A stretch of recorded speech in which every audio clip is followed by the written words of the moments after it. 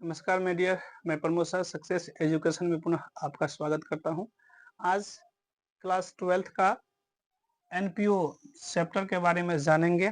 इसमें लगभग 30 MCQ multiple choice question को देखेंगे और विस्तार से सिर्फ ये ऑब्जेक्टिव क्वेश्चन नहीं है बल्कि सब्जेक्टिव यदि आप क्वेश्चन बनाते हैं या इसका थ्योरी लिखते हैं एग्जाम में भरपूर मदद मिलेगा। 100% जो है दावा के साथ कहते हैं इसमें आपको हेल्प मिलेगा और जानने का प्रयास कीजिए और जानने को भी मिलेगा एनपीओ क्या है। ठीक है, चलिए शुरू करते हैं। यहाँ दिया हुआ है NPO, not for profit organisation भी कह सकते हैं, यानी या नॉन प्रॉफिट ऑर्गेनाइजेशन भी कह सकते हैं। गैर व्यापारिक संस्थान या लाभ न कमाने वाली संस्थान होता है।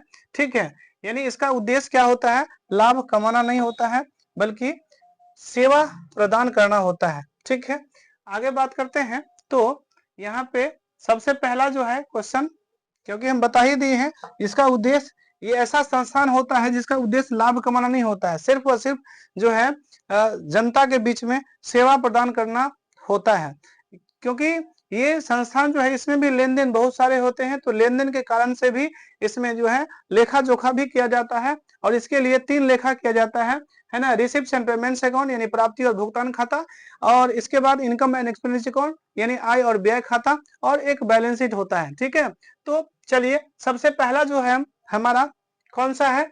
तो आय व्यय खाता तैयार किया जाता है ना। Income and expenditure account is prepared on, कौन कौन सा भाई? आय और व्यय खाता नगद के आधार पर, है ना, और उपार्जन के आधार पर, दोनों या इनमें से कोई नहीं। यहाँ पे उपार्जन के आधार पर आय और व्यय खाता जो होता है, यानी income and expenditure account, expenditure को डेबिट साइड में, यानी इस अकाउंट के एक्सपेंडिचर को डेबिट साइड में और इनकम को क्रेडिट साइड में शो किया जाता है, जिसे उपार्जन आधार पे किया जाता है। ठीक है, आय और व्यय खाता। चलिए आगे बढ़ जाते हैं और आगे जो है हमारा 2 नंबर क्वेश्चन को देखेंगे ध्यान पूर्वक। 2 नंबर में दिया हुआ है आय तथा व्यय खाता सामान्यतः दिखाता है कौन सा? शुद्ध लाभ हानि, बैंक शेष, पूंजी कोष, और इनमें से कोई नहीं। तो देखिए शुद्ध लाभ या हानि बिल्कुल नहीं, बैंक शेष बिल्कुल नहीं, पूंजी कोष बिल्कुल नहीं, इनमें से कोई नहीं। इनमें से कोई ऑप्शन है ही नहीं, तो हमारा जो है डी हो जाएगा। और आय और व्यय खाता समानता दिखाता है। ठीक है, ये इसमें से कोई नहीं दिखाता है। चलिए उपार्जन के आधार पे होता है। चलिए आगे बढ़ जाते हैं और नेक्स्ट जो है हमारा क्वेश्चन नंबर 3 में देख लेते हैं। 3 में दिया हुआ है जो प्राप्ति एवं भुगतान खाता एक विवरण है ना, संपत्ति का, देयताएं का, संपत्ति और देयताएं दोनों का, इनमें से कोई नहीं। प्राप्ति एवं भुगतान खाता ये जो होता है वो उस वर्ष कहीं से भी यदि प्राप्ति होता है, यानी ये कैश अकाउंट की तरह बनाया जाता है, जितना भी आता है उसको लिखा जाता है डेबिट साइड में और जितना भी जाता है उसको लिखा जाता है क्रेडिट साइड में, यानी रिसिप्ट को डेबिट साइड में और पेमेंट को क्रेडिट साइड में दिखाया जाता है, वही प्राप्ति और भुगतान खाता होता है। तो इनमें से कोई नहीं, ये आंसर हो जाएगा। ठीक है, आगे बढ़ जाते हैं। तो नेक्स्ट जो है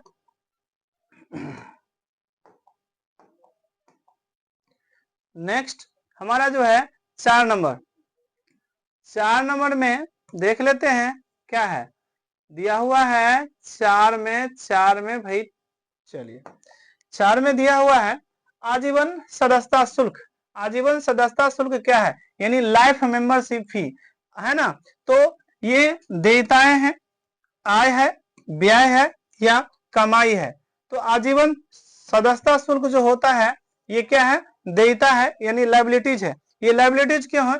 क्योंकि आजीवन सदस्यता शुल्क उसे कहते हैं जो पूरे लाइफ में सिर्फ व सिर्फ एक ही बार मिले, है ना, और एक मुश्त होता है, और इस कारण से जो भी एक मुश्त होता है ना, वो उसको हम लायबिलिटीज में लिखते हैं। एक मुश्त होता है यानी ऐसा शुल्क जो, जैसे कोई मानकर चलिए कोई सदस्य है जो एनपीओ यानी इस संस्थान में आना चाहता है, तो क्या करता है, एक ही बार वो फिक्स है, जो एक ही बार एक जितना भी अमाउंट होता है वो एक ही बार क्या करता है, देता है और सदस्यता के लिए पूरे जीवन में क्या होता है, यानी आजीवन सदस्यता शुल्क, यानी ऐसा शुल्क देते हैं जो जीवन में एक बार देके और हमेशा हमेशा के लिए सदस्यता क्या करता है, वो सदस्य के रूप में शामिल हो जाता है। इसे ही हम लाइफ मेंबर फी कहते हैं। इसलिए ये जो है लायबिलिटीज होता है और इसे बैलेंस शीट के लायबिलिटीज साइड में लिखा जाता है। चलिए आगे बढ़ जाते हैं और आगे जो हमारा है क्वेश्चन नंबर 5।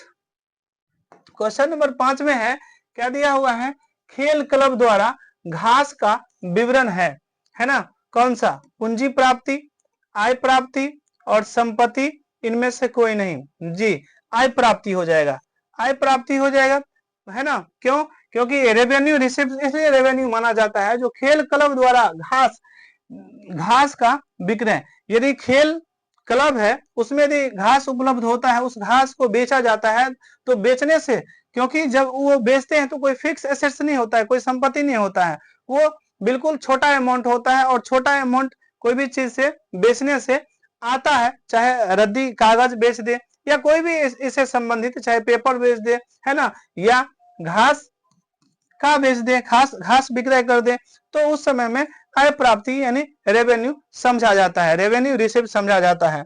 इसके बाद बात करते हैं तो आगे क्वेश्चन नंबर 6 में बात करें तो कहता है निम्न में से किसे गैर लाभकारी संगठन के लिए, है ना, अचल संपत्ति की खरीद दिखाने के लिए उपयुक्त माना जाता है।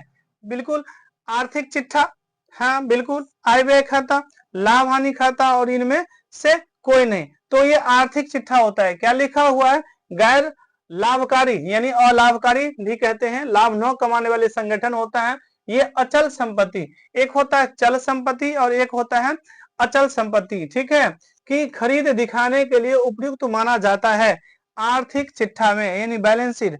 जो भी हमारा फिक्स जितना भी होता है ना, अचल का मतलब होता है फिक्स एसेट्स जितना भी होता है वो सभी को आर्थिक चिट्ठा में कहाँ दिखाया जाता है, एसेट्स को एसेट्स के तरफ और लायबिलिटीज को लायबिलिटीज तरफ, ठीक है। एसेट्स को राइट हैंड साइड यानी दायां साइड को लिखा जाता है और बायां साइड को कैपिटल एंड लायबिलिटीज को लिखा जाता है, ठीक है। तो यहाँ पे बैलेंस शीट हमारा हो जाएगा। नेक्स्ट चलते हैं तो आगे 7 नंबर, क्वेश्चन नंबर 7 को देखेंगे और 7 में जो है हमारा क्या दिया हुआ है, लिखा हुआ है एक स्कूल द्वारा वार्षिक उत्सव के आयोजन हेतु प्राप्त चंदा क्या हो जाएगा, यानी subscription received by a school for organisation या एनुअल फंक्शन इज क्या हो जाएगा, पूंजीगत प्राप्ति, बिल्कुल आयगत प्राप्ति और संपत्ति यहाँ तो है आयगत, ठीक है, उपार्जित आय, तो यहाँ पे पूंजीगत प्राप्ति यानी कैपिटल रिसीव्स माना जाएगा। क्यों, क्योंकि एक स्कूल द्वारा वार्षिक उत्सव के आयोजन हेतु प्राप्त चंदा, जो भी स्कूल में प्राप्त चंदा होगा यानी वार्षिक रूप से प्राप्त चंदा होता है उसे क्या माना जाता है, तो पूंजीगत।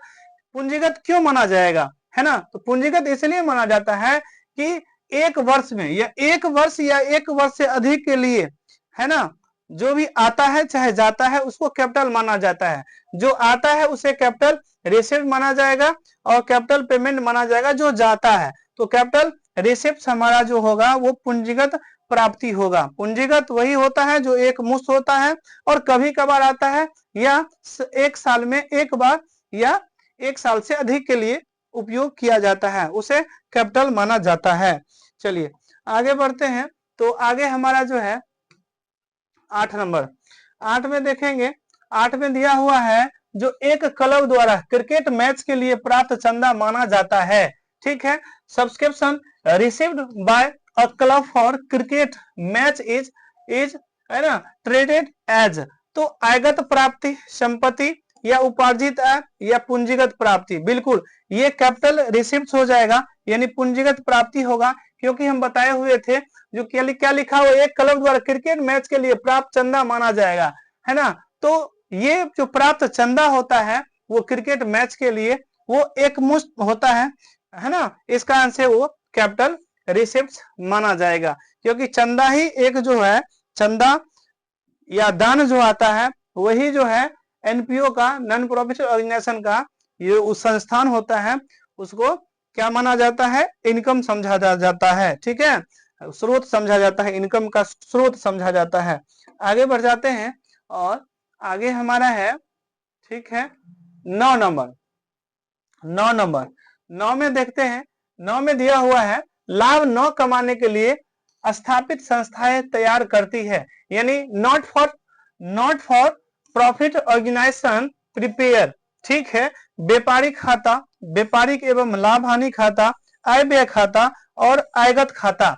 बिल्कुल ये हमारा जो है आय व्यय खाता होता है, हम बता ही दिए हैं, income and expenditure account, income and expenditure account बनाया जाता है, ये किसके, लाभ कमाने के लिए स्थापित संस्थाएं तैयार करती है। ये इनकम हुआ है उस वर्ष या क्या हुआ है, इनकम हुआ है यानी लाभ हुआ है या हानि हुआ है, इसको दिखाने के लिए किया जाता है, इसलिए इनकम एंड एक्सपेंडिचर अकाउंट तैयार किया जाता है। एक्सपेंडिचर या इनकम एंड एक्सपेंडिचर अकाउंट जब निकाला जाता है तो एक्सपेंडिचर को लेफ्ट हैंड साइड यानी डेबिट साइड में और राइट हैंड साइड यानी दायां साइड जो है क्रेडिट पक्ष होता है, क्रेडिट पक्ष को क्या होता है, इनकम दिखाया जाता है, और ये सी हो जाएगा आय और व्यय खाता।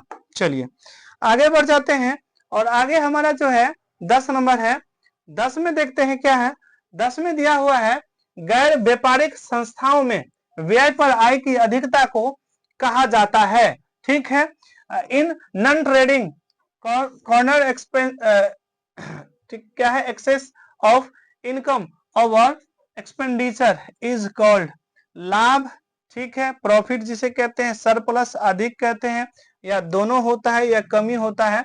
बिल्कुल बी हो जाएगा, अधिक कहलाएगा, क्यों, सरप्लस हो जाएगा। यानी गैर व्यापारिक संस्थाओं में आय और व्यय खाता जो निकाला जाता है, यदि आय अधिक हो गया यानी इनकम अधिक हो गया तो उसे सरप्लस माना जाता है यानी अधिक माना जाता है, और यदि व्यय अधिक हो गया तो इनकम साइड में सीढ़ी को जो दिखाते हैं वहां पे डेफिसिट हो जाएगा। डेफिसिट का अर्थ होता है कमी, या तो अधिक और कमी दोनों दिखाया जाता है, लेकिन यदि इनकम अधिक हो गया तो अधिक हुआ और एक्सपेंडिचर अधिक हो गया तो डेफिसिट होता है। यहाँ वही कहता है आय की अधिकता, आय जब अधिक हो गया तो सरप्लस यानी अधिक होता है। चलिए आगे बढ़ जाते हैं और आगे जो हमारा है नेक्स्ट 11 नंबर, 11 में है लाभ न कमाने वाली संस्थाओं में व्यय की आय पर अधिकता को कहा जाता है, यानी in non for profit organisation excess of expenditure over income is called, क्या कहा जाएगा, बिल्कुल ये हो जाएगा, अभी बताए हुए थे, है ना, कमी एवं घाटा, कमी भी कहा जाता है और अंग्रेजी में इसे हम डेफिसिट कहते हैं। हम बताए हुए थे जब भी इनकम एंड एक्सपेंडिचर अकाउंट बनाते हैं तो डेबिट साइड में जो हमारा होता है वो एक्सपेंडिचर होता है ना, एक्सपेंडिचर होता है, और क्रेडिट साइड में इनकम को दिखाया जाता है ना, और जब इनकम अधिक हो गया तो यहाँ पे क्या हो जाएगा, सरप्लस होता है, लेकिन यदि एक्सपेंडिचर अधिक हो जाएगा तो यहाँ पे हमारा कमी कहते हैं, और कमी को हम क्या कहते हैं, तो डेफिसिट कहते हैं, है कि नहीं, डेफिसिट कहते हैं यानी कमी। तो यही चीज कहता है लाभ न कमाने वाले संस्था में व्यय की आय पर, है ना, अधिकता को क्या कहा जाता है, व्यय पर आय की अधिकता, यानी इसका मतलब होता है यानी व्यय अधिक होगा तो डेफिसिट और आय अधिक होगा तो सरप्लस यानी अधिक माना जाता है। आगे बढ़ जाते हैं और आगे जो हमारा है वो क्वेश्चन नंबर 12 है, फटाफट देखेंगे। 12 में कहता है जो विशेष उद्देश्य के लिए प्राप्त किया चंदा, ठीक है, donation received from special purposes, ठीक है, यहाँ पे आय व्यय खाता में क्रेडिट करना चाहिए, एक अलग खाते में क्रेडिट करके स्थिति विवरण यानी बैलेंस शीट में दिखाना चाहिए, संपत्ति पक्ष में दिखाना चाहिए, या इनमें से कोई नहीं। बी हो जाएगा, यहाँ पे एक अलग खाते में क्रेडिट करके स्थिति विवरण में दिखाना चाहिए। स्थिति विवरण का मतलब होता है बैलेंस शीट में दिखाना चाहिए, कौन चीज में, बैलेंस शीट, ठीक है, बैलेंस शीट में कहता है दिखाना चाहिए, ठीक है।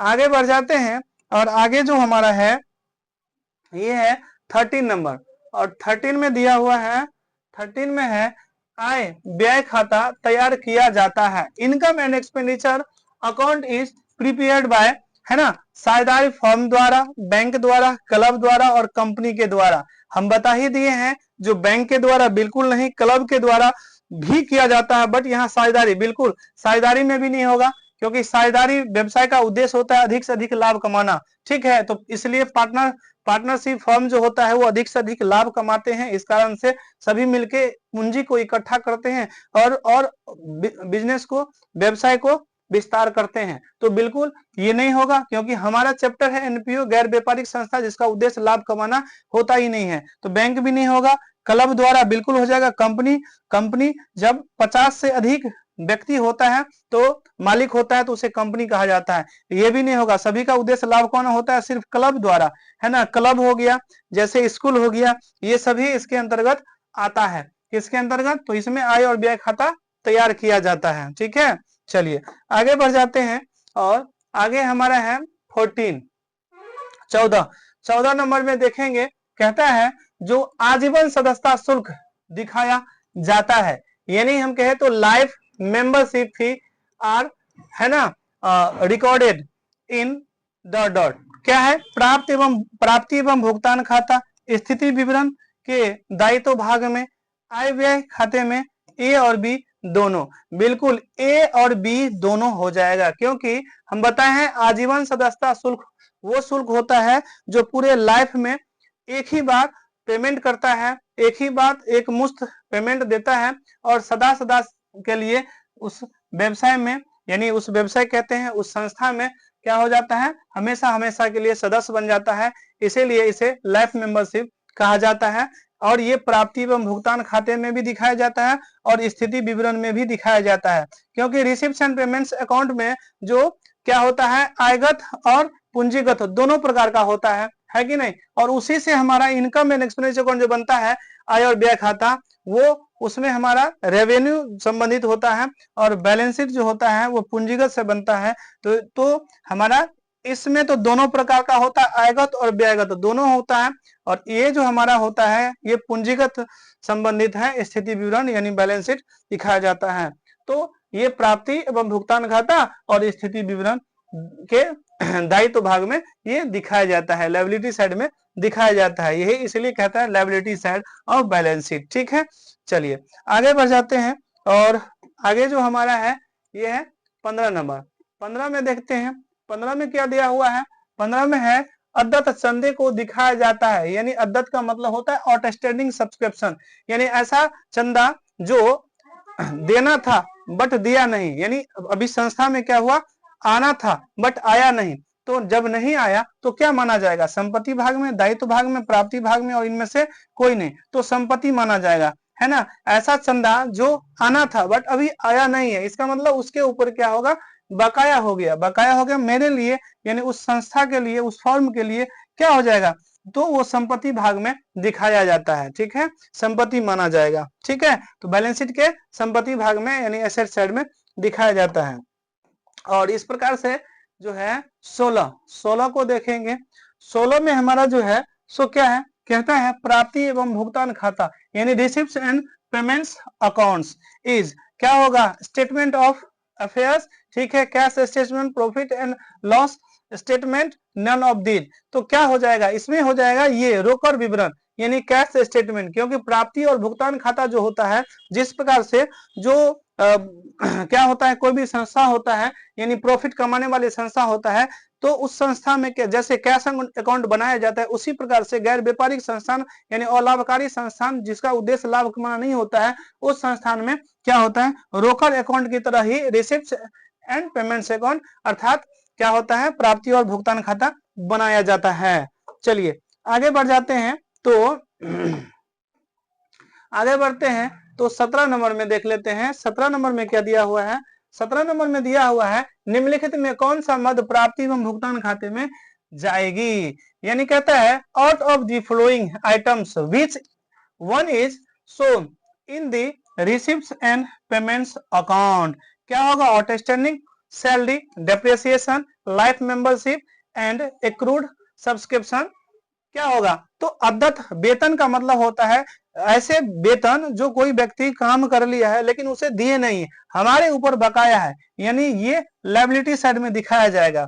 हरास, डेप्रिसिएशन, हरास वो चीज होता है जो कोई संपत्ति होता है और दिन ब दिन क्या होता है, उसका मूल्य क्या होता है, कमी होता है। तो जितना वो कमी होगा उतना डेप्रिसिएशन होता है, इसे हम लॉस की तरह मानते हैं। आजीवन सदस्य शुल्क क्या होता है, जो कोई सदस्य क्या करता है, एक ही बार पेमेंट करता है और उस संस्था के साथ जुड़ जाता है ना, सदस्य बन जाता है हमेशा हमेशा के लिए। तो ऐसा फी जो दिया जाता है वो कभी कभार दिया जाता है या पूरे लाइफ में एक ही बार दिया जाता है, तो लाइफ मेंबर फी सिर्फ होता है। एक्रूड सब्सक्रिप्शन क्या होता है, उपाधि चंदा, तो ऐसा चंदा जो आना था और वो समय बीत गया लेकिन आया नहीं अभी तक, यानी बकाया है, तो ऐसे चीज को हम एक्रूड सब्सक्रिप्शन कहते हैं। ठीक है, इसे संपत्ति पक्ष में दिखाया जाता है। बट सारा का चर्चा अभी हम कर चुके हैं, लेकिन कहता है जो कौन सी मद प्राप्ति एवं भुगतान खाता में जाएगा, तो बिल्कुल आजीवन सदस्यता शुल्क जो होता है वो रिसिप्ट एंड पेमेंट अकाउंट में जाता है। ठीक है, क्योंकि ये जीवन में एक ही बार, तो अदत्त वेतन आया नहीं है भाई, हरास तो कोई पैसा तो आया नहीं, उपाधि चंदा आया नहीं, तो पैसा की बात है, रिसिप्ट एंड पेमेंट अकाउंट में कैश अकाउंट की तरह बनाया जाता है। इसलिए ये आजीवन सदस्यता शुल्क लाइफ मेंबरशिप जो होता है वो कहाँ पे दिखाया जाएगा, रिसिप्ट एंड पेमेंट अकाउंट में दिखाया जाएगा और रिसिप्ट साइड दिखाया जाएगा।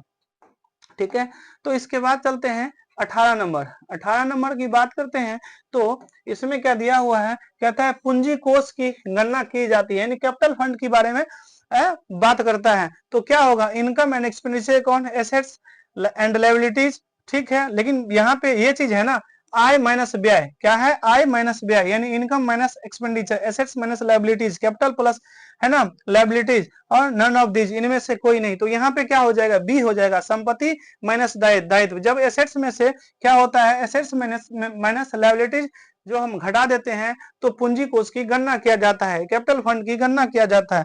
ठीक है, कैपिटल फंड का मतलब वो चीज होता है जो संस्था का अपना होता है। ठीक है, अपना होता है, जैसे कोई संस्थान काम या कोई बिजनेस होता है, लाभ कमाने वाले बिजनेस, तो संपत्ति जितना है उसमें से यदि दायित्व को, कर्ज को चुका दिया जाएगा तो किस कैपिटल बचेगा, कैपिटल का मतलब मालिक का बचेगा। लेकिन यहाँ तो मालिक तो है नहीं, क्योंकि गैर व्यापारिक संस्थान है ना, इस कारण से यहाँ पे कैपिटल फंड के नाम से जो जमा हो जाएगा। चलिए आगे बढ़ते हैं, और आगे जो हमारा है वो है 19। ठीक है, 19 हमारा है। 19 कहते हैं जो चालू वर्ष के दौरान अग्रिम प्राप्त चंदे, अग्रिम का मतलब कोई एडवांस में दे देता है ना, क्या होता है, एडवांस में दे देता है ना। तो क्या होगा, subscription received in advance during the current year is an, क्या होगा, तो आय होगा, संपत्ति होगा, दायित्व होगा, या इनमें से कोई नहीं। यहाँ पे दायित्व हो जाएगा, लायबिलिटीज हो जाएगा, लायबिलिटीज, क्योंकि चालू वर्ष के दौरान अग्रिम प्राप्त चंदे, जो भी एडवांस में मान के चलो कोई चंदा हमें दे दिया, तो हमारे ऊपर क्या है, कर्ज है, हमारे ऊपर क्या है, कर्ज है, यानी संपत्ति जो सॉरी लायबिलिटीज जो हमारा है, लायबिलिटीज का मतलब होता है कर्ज। तो कर्ज संस्थान के ऊपर कर्ज हो गया, इसलिए उसे लायबिलिटी साइड में दिखाया जाता है। आगे बढ़ते हैं, तो आगे जो है 19 नंबर, 19 नंबर, 20 नंबर, गैर व्यापारिक संस्थाओं को अधिकांश लेन देन होता है क्या, तो अधिकांश लेन देन भाई क्या होगा, है ना, नगद होगा, उधार होगा, है ना, या नगद और उधार दोनों होगा, बिल्कुल नहीं, एक ऑप्शन इससे गायब है, कोई दिक्कत नहीं, नगद होगा। नगद क्यों होगा, क्योंकि गैर व्यापारिक संस्थान वो संस्थान होता है जिसका उद्देश्य लाभ कमाना नहीं होता है, तो लाभ कमाना नहीं तो सेवा करना होता है कि नहीं, जनता के बीच में, है ना, अपने गांव में सामाजिक उत्थान हेतु क्या किया जाता है, तो सामाजिक उत्थान हेतु संस्थान को अधिकांशतः लेन देन जितना भी होगा वो नगद ही होगा, क्योंकि उधार कहाँ होता है, उधार वहां होता है जहां पे बिजनेस को डेवलप करने के लिए, यानी उसका उद्देश्य क्या होता है, अधिक से अधिक लाभ कमाना, और ग्राहक को पकड़ते हैं उधार देके, क्योंकि ज्यादा सेल होगा तो ज्यादा मुनाफा होगा, इस कारण से। लेकिन यहाँ गैर व्यापारिक संस्थान है, यानी ये चैप्टर ये कोई लाभ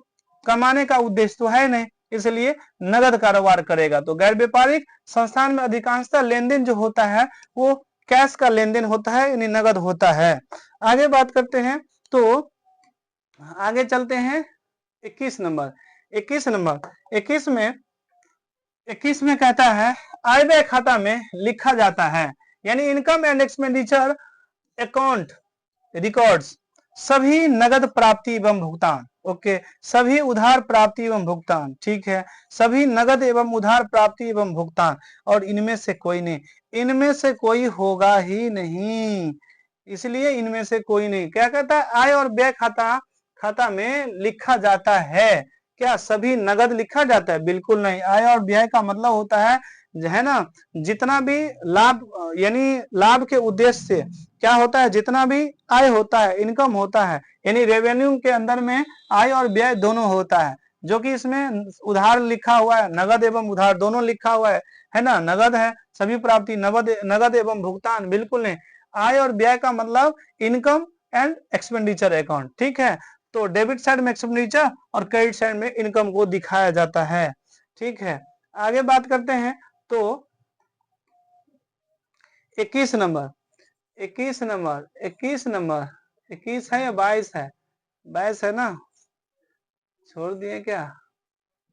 बिल्कुल 22 नंबर 22 नंबर में कहता है जो अध्यक्ष को दिया गया मानदेय क्या है ना, तो भाई पूंजीगत व्यय, आयगत व्यय, आय और इनमें से कोई नहीं। यहाँ तो आयगत व्यय होता है, रेवेन्यू एक्सपेंडिचर माना जाता है, क्योंकि अध्यक्ष को, जो भी अध्यक्ष होता है उसको पारिश्रमिक दिया जाता है, यानी मेहनत का फल जो उसको मिलना चाहिए उसे वो मानदेय होता है, मानदेय दिया जाता है, वो आयगत व्यय माना जाता है ना। यानी रेवेन्यू के पर्पज से जो है होता है वो आय होता है और व्यय होता है, तो इसमें व्यय होता है, आयगत व्यय, तो रेवेन्यू एक्सपेंडिचर होता है।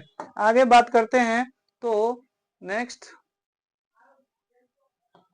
24 कहता है निम्न में से कौन आय नहीं है? कौन सा आय नहीं है, कौन सा इनकम नहीं है? क्या चंदा इनकम है? क्या दान इनकम है? टिकट की बिक्री इनकम है? एंडोमेंट फंड है ना, तो इसमें एंडोमेंट फंड ये कहता है चंदा, बिल्कुल एनपीओ गैर व्यापारिक संस्थान के लिए चंदा ही, सब्सक्रिप्शन ही है ना, मूल उसका जो है इनकम की स्रोत है, दान भी है ना, और टिकट की बिक्री भी वो इनकम ही माना जाएगा। बट एंडोमेंट फंड, जो फंड कोई भी हो ना, तो वो फंड इनकम नहीं होता है, वो जमा रहता है फंड, है ना, उस चीज के नाम से यहाँ एंडोमेंट फंड दिया हुआ है, तो यही जो होगा वो आय नहीं होगा। आगे बात करते हैं तो आगे है 25 में कहता है आय व्यय खाते में शामिल होते हैं कौन सा? आयगत मदें, पूंजीगत मद, ए और बी दोनों, इनमें से कोई नहीं। कौन सा हो जाएगा? तो आयगत मद होगा। रेवेन्यू आइटम्स जो भी होगा ना वही होगा आयगत मदें। क्यों? क्योंकि आय और व्यय खाते में शामिल होते हैं, यही होते हैं, क्योंकि रेवेन्यू यानी आय और व्यय, यानी आय के उद्देश्य से जो भी आय आ जाए या आय के उद्देश्य से जो भी खर्चे आ जाए वही हमारा रेवेन्यू आयगत व्यय होता है, जिसे इनकम एंड एक्सपेंडिचर अकाउंट में दिखाया जाता है। एक्सपेंडिचर को डेबिट साइड में और इनकम को क्रेडिट साइड में दिखाया जाता है, तो आयगत मद होता है। आगे बात करते हैं तो ये 26 की बात करते हैं। गैर व्यापारिक संस्थान क्या है? गैर व्यापारिक संस्थान में अधिकांशतः लेन देन क्या होते हैं? नगद होते हैं, बिल्कुल नगद होते हैं गैर व्यापारिक, क्योंकि उसका उद्देश्य कोई लाभ कमाना है नहीं जो उधार देगा, ठीक है। इसके बाद 27 नंबर की बात करते हैं तो कहता है जो कौन सा क्रम सही एवं उचित है? रोकड़ बही, प्राप्ति एवं भुगतान खाता, आय व्यय खाता तथा चिट्ठा। चलिए ज्यादा आगे नहीं बढ़ेंगे, यही होगा, क्योंकि रोकड़ बही बिल्कुल कैश अकाउंट की तरह ही तो पेमेंट अकाउंट बनाते हैं। इसके बाद इनकम एंड एक्सपेंस अकाउंट बनाते हैं, इसके बाद बैलेंस शीट बनाते हैं। ये किस में आता है? ये मुख्य रूप से तीन चीज हमारा जो है रिसिप्ट एंड पेमेंट्स अकाउंट, आय व्यय खाता और बैलेंस शीट, ये तीन चीज हमारा जो है गैर व्यापारिक संस्थान में बनाया जाता है। और यही रोकड़ अकाउंट, कैश प्राप्ति और भुगतान खाता है ना, कैश अकाउंट की तरह ही होता है, ठीक है। आगे बढ़ते हैं तो यहाँ पे बात करते हैं कितना नंबर? बिल्कुल 28 नंबर। 28 नंबर कहता है जो पूंजीगत प्राप्ति की सभी प्राप्तियां दिखाई जाती हैं, है कि नहीं? तो होगा all receipts of capital nature are showing in. कितना हो, क्या होगा? आय व्यय खाता, चिट्ठा में, लाभ हानि, इनमें से कोई नहीं, तो यहाँ हो जाएगा चिट्ठा में, चिट्ठा में बैलेंस शीट, क्योंकि पूंजीगत जितना भी होगा दो जगह जाएगा। एक हमारा जो जाएगा रिसिप्ट्स एंड पेमेंट्स अकाउंट, प्राप्ति और भुगतान अकाउंट में, क्योंकि वहां पे पूंजीगत और आयगत तो दोनों प्रकार का आइटम दिखाया जाता है और उसी से हमारा जो है बैलेंस शीट बनता है। ठीक है, तो चिट्ठा में भी यही चीज जाता है, तो बैलेंस शीट हो जाएगा पूंजीगत से संबंधित। ठीक है, आगे बात करते हैं। तो 29 में देखते हैं, कहता है आयगत प्रकृति की सभी मदें दिखाई जाती है। All items of revenue in nature are so in आय व्यय खाता यानी इनकम एंड एक्सपेंडिचर अकाउंट, स्थिति विवरण यानी बैलेंस शीट, ए और बी दोनों ए एंड बी बोथ, ए और बी दोनों या इनमें से कोई नहीं, तो यहाँ सिर्फ व सिर्फ हो जाएगा ए। क्यों? क्योंकि आय व्यय खाता यहाँ इनकम एंड एक्सपेंडिचर अकाउंट में आएंगे। देखो पूंजीगत संबंधित जो होगा और आयगत संबंधित दोनों प्रकार का होता है रिसिप्ट्स एंड पेमेंट्स अकाउंट में। ठीक है, लेकिन पूंजीगत की बात करें तो सिर्फ बैलेंस शीट होता है और आयगत प्राकृतिक यानी रेवेन्यू की बात करें तो वो आय व्यय खाता से बनता है। ठीक है, तो इस प्रकार से हमारा दोनों प्रकार का होता है। ठीक है, आगे हम बात करते हैं। तो 30 बात करती है 30 में, कहता है निम्न में से कौन सा अलाभकारी संगठन नहीं है। Which of the following is not for profit organisation, school, hospital, club और साझेदारी फर्म, कौन सा होगा? तो यहाँ कहता है कौन सा अलाभकारी संगठन नहीं है। ध्यानपूर्वक समझेंगे तो स्कूल जो होगा, जैसे हम पढ़ते हैं तो स्कूल में क्या होता है, गवर्नमेंट स्कूल में जाते हैं पढ़ते हैं तो वहां पे बिल्कुल 9 के बराबर फी लिया जाता है। कभी कभार कुछ शुल्क ले लिया जाता है कम से कम में, है ना, कोई फी उसमें मंथली फी वगैरह सब नहीं लिया जाता है। तो स्कूल गैर व्यापारिक संस्थान का उदाहरण है, यानी लाभ न कमाने वाली संस्थान है।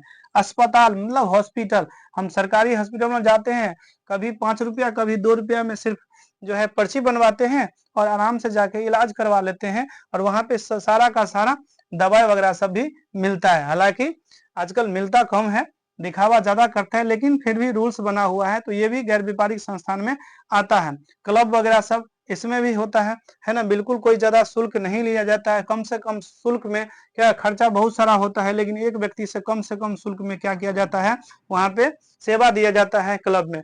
तो ठीक है, तो साझेदारी फर्म, ये जो साझेदारी फर्म है यही आंसर हो जाएगा, क्योंकि लाभ न कमाने वाले। क्योंकि साझेदार का मतलब होता है जो एक व्यक्ति से अधिक यानी 2 या 2 व्यक्ति से अधिक जो है वैध बिजनेस करता है ताकि अधिक से अधिक वो लाभ कमा सके। तो इस प्रकार से हमारा क्या होता है, साझेदारी फर्म हो जाएगा, जिसका उद्देश्य लाभ कमाना क्या होता है, लाभ कमाना होता है और अधिक मात्रा में पूंजी इकट्ठा होता है, जिसके कारण से जो है व्यवसाय बहुत अधिक डेवलप होता है कम से कम समय में। ठीक है, सभी मिलके काम करते हैं, उसमें देख रेख करते हैं और पूंजी ज्यादा होता है, जिसके कारण से प्रॉफिट भी अधिक होता है, फैलाव भी अधिक होता है। तो ये जो होगा वो अलाभकारी यानी गैर व्यापारिक संस्थान का हिस्सा नहीं है। बाद में कि तीनों जो है गैर व्यापारिक संस्थान यहाँ नहीं पूछा जाता था, इसलिए साझेदारी फर्म हो जाएगा इस प्रकार से। चलिए, तो आज का वीडियो कैसा लगा, ये गैर व्यापारिक संस्थान, उम्मीद है अच्छा लगा होगा, और अच्छा लगा तो आप कमेंट कर दीजिए और चैनल पे नए हैं तो चैनल को सब्सक्राइब कर दीजिए। ठीक है, थैंक यू, धन्यवाद।